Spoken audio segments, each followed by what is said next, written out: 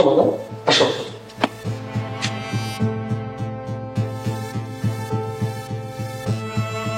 এই হলো আমাদের বাসা। আমি জানতাম তোমার দ্বিতীয় বিয়ে করার শখ আছে, তাই বলে একটা গ্রামের মেয়েকে নিয়ে এসেছো। ছি ছি ছি ছি, তোমার রুচির এত অধপতন হয়েছে। কবিতা, ওর নাম ময়না, ও আজ থেকে আমাদের বাসায় থাকবে। না না না না, এটা তো হবে না। এই ববিতা কখনোই সতীনের ঘর করবে না। তুমি এখন এই মুহূর্তে ওকে আমাদের বাসা থেকে বের করে দাও। আহা ববিতা, ওর বাবা মারা গেছে, ওরে আমি আশ্রয়ের জন্য এখানে নিয়ে এসেছি। তার মানে তুমি দ্বিতীয় বিয়ে করোনি? তোমার মতো সুন্দরী বউ থাকতে আরেকটি বিয়ে আমি কি করে করি বলো? এতক্ষণে তুমি একটা সঠিক কথা বলেছ। আমার মতো সুন্দরী আর কে আছে? ববিতা, তুমি ওকে ভিতরে নিয়ে যাও, আমি একটু ফ্রেশ হয়ে আসছি। না না, তুমি কোথাও যেতে পারবে না। তুমি ওকে আগে এই বাসা থেকে বের করো, তারপরে তুমি রুমে যাবে। ববিতা, ওই একটা এতিম মেয়ে, দুনিয়াতে ওর কেউ নেই, ওই কোথায় যাবে? এটা আমি কি জানি ও কোথায় যাবে? এটা আমার বাসা, এটা কোনো এতিমখানা না যে তুমি যাকে তাকে রাস্তা থেকে ধরে এনে আমার বাসা আশ্রয় দিই। ওহ মম ড্যাড, তোমরা কি শুরু করেছো? তো চেঁচামেচি কিসের?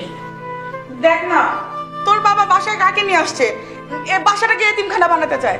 গ্রাম থেকে একটা মেয়েকে ধরে এনে বলতেছে এই বাসা আশ্রয় দিবে। ওহ মম, তাতে কি সমস্যা?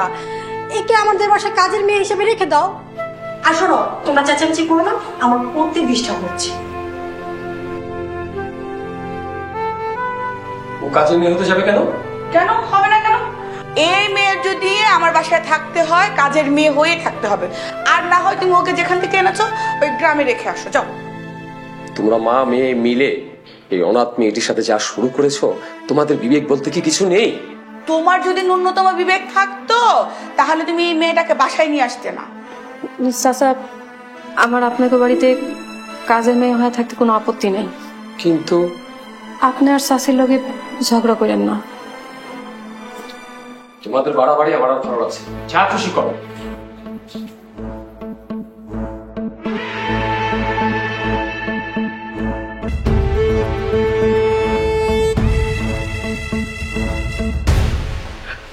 আজ থেকে তুমি এই ঘরে থাকবে। এইখানে?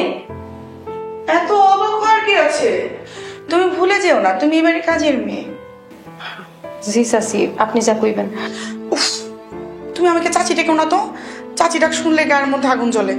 আমি এখনো কত ইয়াং, কত বিউটিফুল। তাহলে কি ডাকমু? তুমি আমাকে ম্যাডাম ডাকবে, মনে থাকবে? জি ম্যাডাম। আর শোনো, সব গুছিয়ে নিয়ে রান্নাঘরে যেয়ে রান্না ছড়িয়ে দাও। এখনই? আমি তো মাত্রই এলাম। আজ এবং এখন থেকে এই ঘরের সব কাজকর্ম তুমি করবে, ঠিক আছে? আর মন দিয়ে কাজ করবে।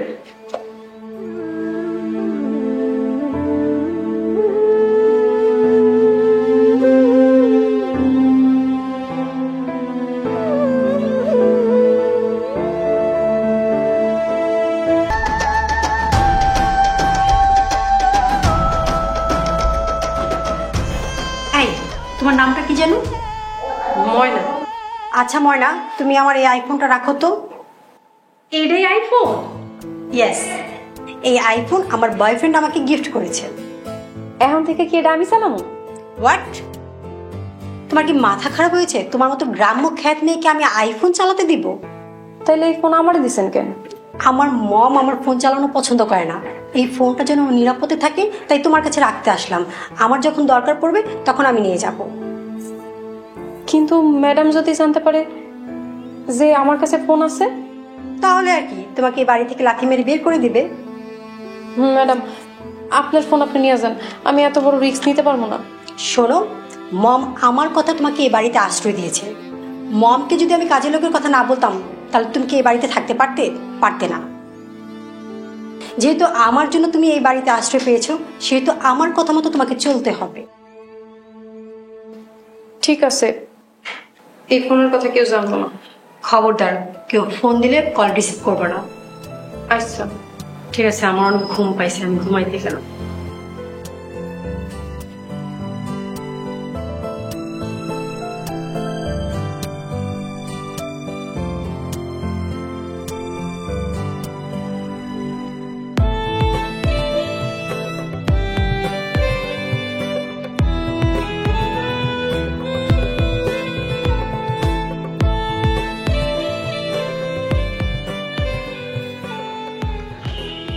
চা খেয়ে বলো কেমন হয়েছে।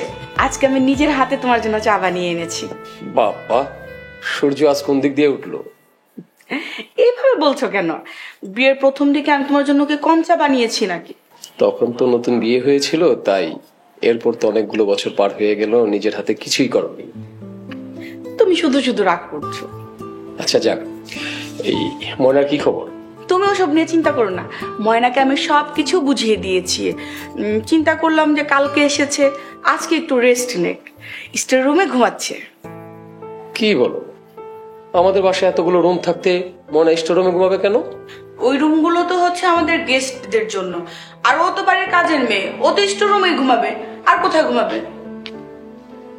ম্যাডাম, ডাইলে লবণ দিমু, কিন্তু লবণের কোটাটা খুঁজে পেতেছি না। ময়না, তুমি ঘুম থেকে উঠে পড়েছো? আচ্ছা চলো, আমি তোমাকে লবণের কোটা দেখিয়ে দিচ্ছি, চলো। স্যার, চাইছিনি ঠিক আছে? কেন ময়না, কি হয়েছে? না মানে আজ প্রথমবার আপনাগুলোকে চা বানাইলাম তো, তাই জিগেলাম সবকিছু ঠিক আছে কিনা। চা ঠিকই হয়েছে, কিন্তু এই বাসার কিছু লোকজন ঠিক হয়নি। কথায় কথায় মিথ্যে বলার বদ অভ্যাস সৃষ্টি হয়েছে। আচ্ছা এইসব কথা এখন বাদ দাও, তুমি চা খাও। ময়না, ডালে লবণ দিতে হবে, চলো তাড়াতাড়ি চলো, তাড়াতাড়ি চলো।